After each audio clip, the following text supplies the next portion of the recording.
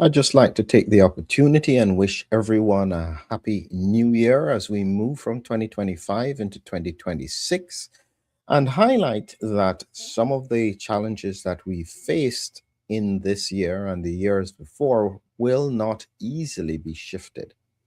And today I'm talking about a case of two children who died in Australia. And the question was whether or not it was connected to COVID vaccines.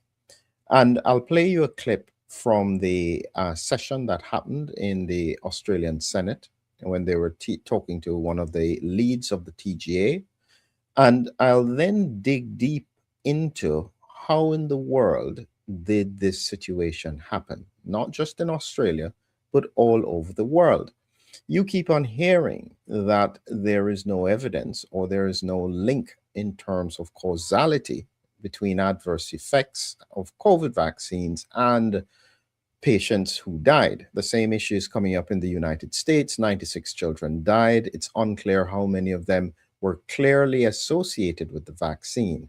I'm going to tell you today why that is almost impossible, and it is such a difficult task to cover.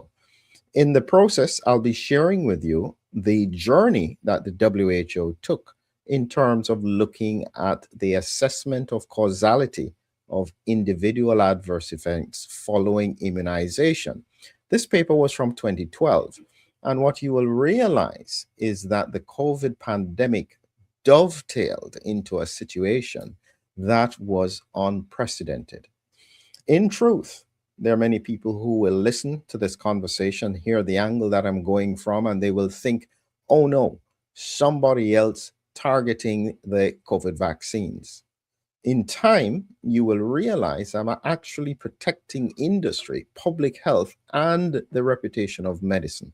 Because if somebody doesn't ask the questions and the brown stuff hits the fan, everybody lands up in it. Nobody benefits. Additionally, for those who don't quite understand where I stand in this process, look at this. We have just published our paper on long COVID pathophysiology. And listen, this is our team, small team with Professor Turner and Professor Uhal.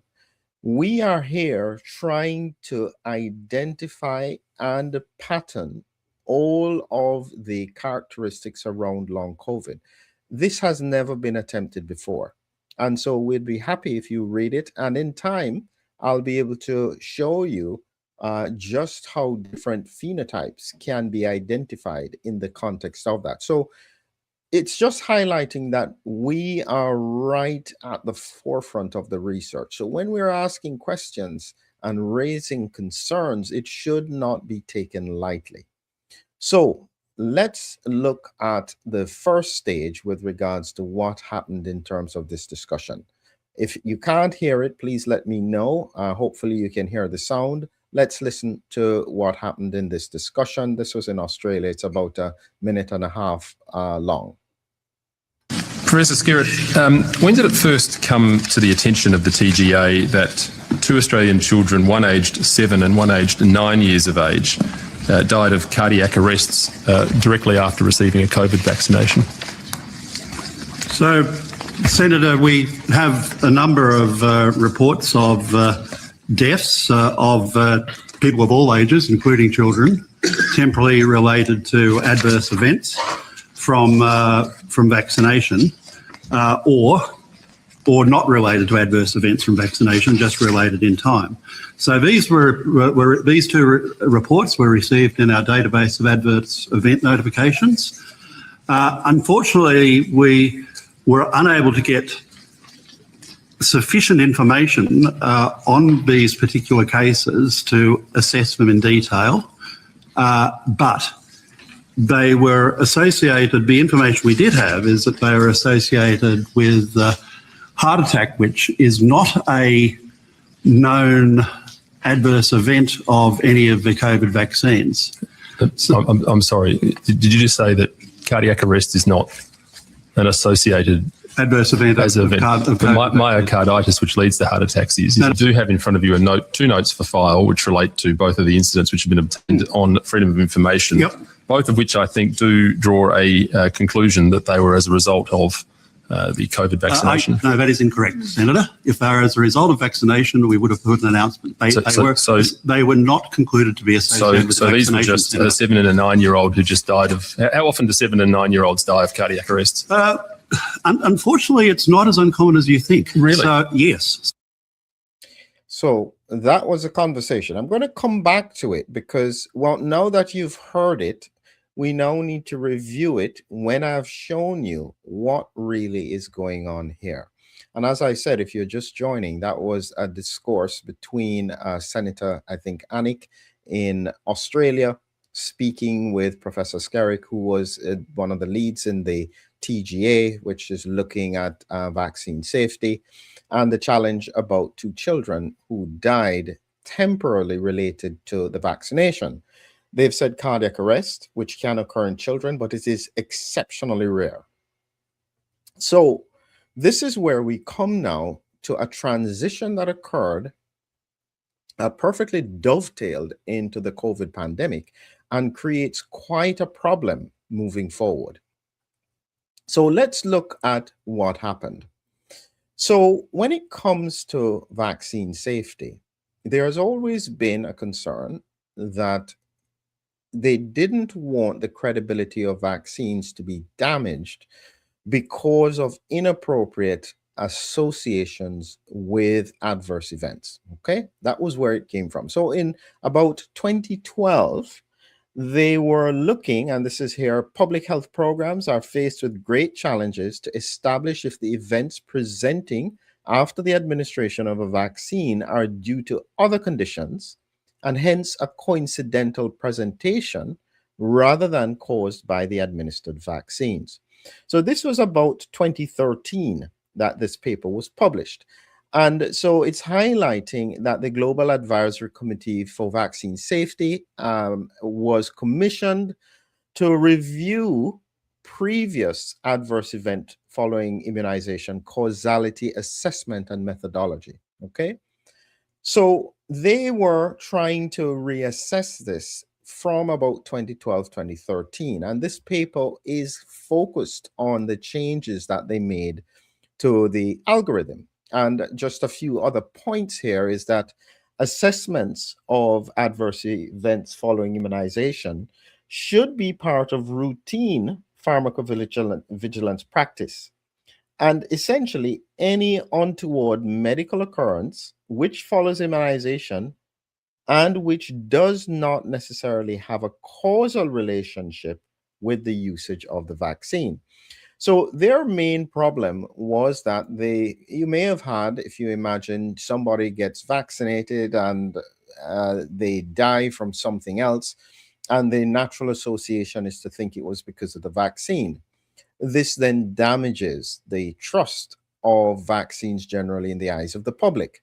And so what they are trying to do is head off some of that hesitancy and try and say, unless we have very clear associations with vaccination, we will not link causality. Okay, that's the starting point. Now, this plan was discussed and agreed in about 2012, 2013, and became much more formalized around 2019. I think this was before the pandemic. But because it was formalized in that way, it naturally extends into the pandemic period. And this is the document that literally almost every country would then use in terms of managing adverse effects. Causality. This is from the World Health Organization. And again, it's serving as a guide, a systematic standardized process for assessing whether or not serious adverse effects following immunizations are causally linked to vaccines or not. So this is what they're trying to see if they can work out. Who should assess it?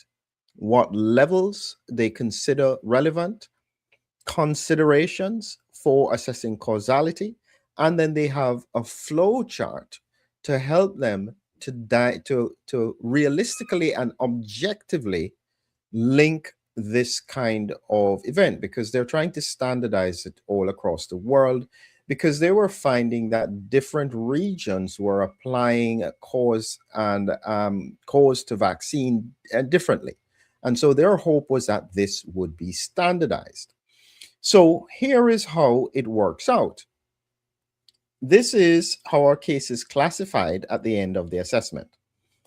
Consistent with causal association to immunization. It could be vaccine product related, quality related, immunization error, or anxiety immunization. Indeterminate. There is consistent temporal relationship. So that means that the time frame between vaccination and the event are close. It's consistent, but insufficient definitive evidence for the vaccine causing the event. Or when you review the factors, there are conflicting trends in consistency and inconsistency in order to get cause to immunization. That's indeterminate. And then you have inconsistent causal association, that something else was going on and the person died. And then finally, you have case without adequate information, unclassifiable. Now, if you had listened to the previous link where they said they didn't have the information, those two children would have fallen into the category of unclassifiable because they didn't have available information to make any clear associations. Now, this is where it gets very, very complicated, because in effect, when you look very carefully at this document, it needs very clear the death. Okay, follow along here. In the past, if someone died in relation to a vaccine, temporarily related to being vaccinated, say they were vaccinated, they had no other comorbidities, they were given a vaccine, they felt unwell, and then 3 days later they die. The prior association would be that if we can find no other cause, the likelihood would be vaccination. But when they brought in this change in terms of the new classification, what it means is that that would no longer, that would be indeterminate. If you did not find a very clear pathological association or prior trend to explain this link. And so suddenly the bar has been lifted very, very high. Okay, so look at it carefully again. When they do it here, consideration, temporal relationship. Is it certain that the vaccination predicted the event? Yes. Alternative explanations. Was there some other event that occurred around it that could have contributed? Proof of association. Is there clinical or laboratory proof that the vaccine caused the event? Prior evidence. So if it has been previously agreed and this pattern has been shown, say for instance myocarditis, that can be accepted. Does there have population-based evidence, the rate of occurrence exceeded, and biological plausibility? All of these are relevant, but I want you to take notice of something here. Proof of association. Is there clinical or lab proof that the vaccine caused the event? Here is the problem. You can only know that in the context of autopsy. And I don't mean external autopsy. I mean detailed histological examination of tissue to try and figure out whether or not there is causality. The problem is that nobody is doing autopsies. They take time. They take resource from pathologists. And it's inconvenient if you find unusual patterns. Remember, the Japanese recently found a new condition, multiple microscars, never been seen before in the heart of people who had been boosted. It was a small study. Is anybody else looking for it? No, nobody wants to know. And so this is where we now hit a very important problem, just so that you understand how this works. People die, it's temporarily associated with vaccination. We hear this all the time. Similarly, like for instance, the CDC, the 96 children, 96 had a temporal association with vaccination. It doesn't mean all of them died because of it. But here is the problem. What you then need is clear laboratory evidence that this was the association. But if autopsies are not done, or there are only limited autopsies, it means no pathology is found. If there is no pathology found, it means, say, there is no evidence of myocarditis in the case of the young children. If there is no evidence of myocarditis because there is no pathology, because no autopsy was done, then you can't link vaccines as a causation, because there is no evidence of myocarditis, because no pathology was found and no autopsy was done. Therefore, there is no cause for concern. And you do it over and over again. The problem with this is that they will be missing critical signals. Now, prior to COVID-19, you could argue that you're using tried and tested vaccines that have been used all the time for the past 20 or 30 years, and you're standardizing practice. Then, in 2021 or late 2020, you have a pandemic. You have a novel virus for which very few people understand how it kills people. But great, we will come up with a vaccine. Not only do you develop a vaccine, but you develop it using novel platforms. So it's not the usual tried and tested, live attenuated. In some cases they did, the Chinese did try that, but it was either adenovirus platforms or mRNA platforms. So you're using novel platforms against a novel virus in a pandemic. Should you have the responsibility or the foresight to actually bring back the bar with regards to association to make sure you are not missing signals that would be relevant? That's the question. Now, I'm just telling anybody who is listening here, because I know most of the people making these decisions don't understand the disease. I told you before, it's not the virus that is killing people in severe COVID. It was the immune response to the virus. And it wasn't just any part of the virus that triggered this immune dysregulation. It was a specific part of the virus. It just so happened that coincidentally, the same part of the virus that seems to trigger very abnormal cytokine storms is the same part of the virus they use to prime the immune system. The virus, guess what, is still circulating. It's continuing to change. It's becoming more and more infectious.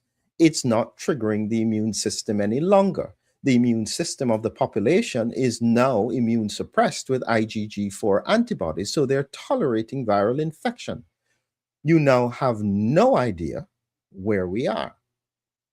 This is the situation we are now.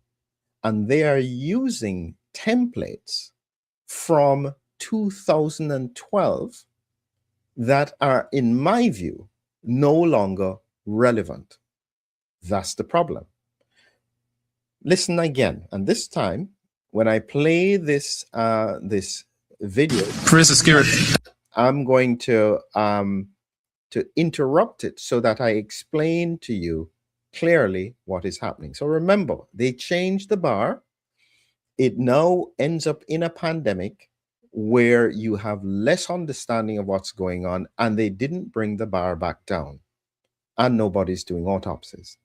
So here is what then happens in this situation. Follow along.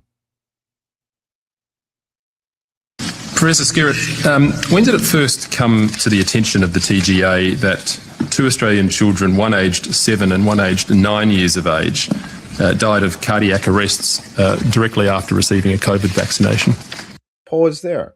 Directly after receiving COVID vaccination. In the old rules, if there was no other cause found, that would have been triggering a signal. In the new system, that's not enough. But here why it still doesn't trigger a signal. Follow along. So, Senator, we have a number of reports of deaths of people of all ages, including children, temporally related to adverse events from vaccination, or not related to adverse events from vaccination, just related in time. So these these two reports were received in our database of adverse event notifications. Unfortunately, we were unable to get sufficient information on these particular cases to assess them in detail. Pause there. Remember, I said, without the lab evidence, so without the whole picture, they can't link causality. So that means that, in theory, they are unclassifiable. Therefore, there's no signal. And that signal, therefore, doesn't translate into looking for any other problems. That's how serious this becomes. Let's go back. But they were associated, the information we did have is that they were associated with heart attack, which is not a known adverse event of any of the COVID vaccines. Pausing here again. Now, as I said, a heart attack. Now, you need to be very specific in this case, because a heart attack, are you suggesting that these 7 and 9-year-old children had a blocked artery in their heart with damage to the myocardium, which then caused their heart to fail and them going to arrest? If that's what you're talking about, that is exceptionally unusual in children. Not that it can't happen. Very unusual. If, however, any of those children didn't have any obvious pathology to explain the cause of death, it would suggest that it was an arrhythmia. And so unless they had genetic predispositions for arrhythmias or some other trigger, why would it not be considered associated? Let's continue. I'm sorry, did you just say that cardiac arrest is not an associated adverse event as event? Myocarditis, which leads to heart attacks, is. You do have in front of you two notes for file which relate. Pausing you there again, because what he mentioned was a very important point. What he said is that heart attacks, we would agree that we haven't really seen that many heart attacks in children happening in relation to vaccination, but what we have seen is myocarditis, and that has a flag and a signal. So the question would be, did any of these children after vaccination have myocarditis with an associated arrhythmia, which was the cause of death? If they haven't done detailed histopathological examination looking for myocarditis signals in the heart, you'd never be able to see it. And therefore, it would be unclassifiable. That's where it goes into a loop. But let's continue to the end. To both of the incidents which have been obtained on freedom of information, yep. Both of which I think do draw a conclusion that they were as a result of the COVID vaccination. No, that is incorrect, Senator. If they were as a result of vaccination, we would have put an announcement. They were not concluded to be associated with vaccination. So these were just a 7 and a 9-year-old who just died of... How often do 7 and 9-year-olds die of cardiac arrests? Unfortunately, it's not as uncommon as you think. Really? So, yes. So as I said, now he said something very important there. He said they were not considered associated because if it was, there would have been an announcement. And so you see the loop happening over and over again. Follow along. Professor Skerritt, when did it first come to the attention of the TGA? Let's just see, as I said, follow along in order to understand how this works. So in this case, you had a situation where child died, a limited or external autopsy without the detailed looking for myocarditis was done, and so no pathology was found. No pathology was found, and there was no evidence of myocarditis. Therefore, if there was no evidence of myocarditis, you cannot link it to the vaccine. Therefore, there is no cause for concern. Another child, the same thing. No cause for concern. No need to flag it. And so this is the cycle that we keep on going through. So here's my final thought. As I say, some people don't like me talking about these things. They believe that this fuels misinformation. There is absolutely nothing I have said here that is not factual.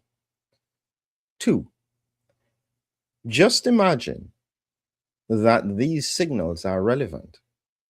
For one, they're not going to disappear. They will just present later. And I will warn anyone in industry and even in public health, if you let it reach a stage where it is so obvious that you cannot deny it, there is no way back for a generation. People will not listen anymore. We are already getting close to that point. It is not in the interest of the public to lose complete faith in the scientific community. We are better off getting rid of people who are untrustworthy, not honest, and are damaging the credibility of science and health. That's where we are now. And as I said, industry, it may appear as if you have gotten away with things, but based on the science, this is likely to come back to bite you. It is not worth it. I would advise you to start looking, and if you then find these signals and address them, it will be far better for industry. And this is especially important to the parts of industry that are not directly receiving benefit from the whole COVID pandemic. So there are lots of pharma companies that are producing drugs, producing things that are helping people. You will be banded in the same category as those who chose to be silent because the financial rewards or the liability risks were too high. Therefore, if you choose to do that, going into 2026, I will be happy to say you will deserve the outcomes that will follow. And I would not be trying in any way to release or mitigate them, because truthfully, at this point, anyone who is not seeking answers is part of the problem. And in 2026, we're not going to put up with it. Let's see if we can push the new year forward, bring science to the fore, bring back accountability, and make everyone better for the future. Have a great new year. Let's try and work together.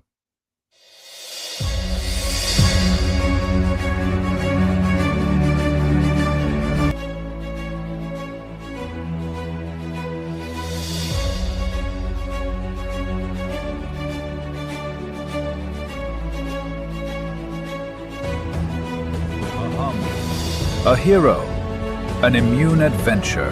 Humming Heroes, your lyrical guide to the body's defenders. Now on Amazon. Check the links below.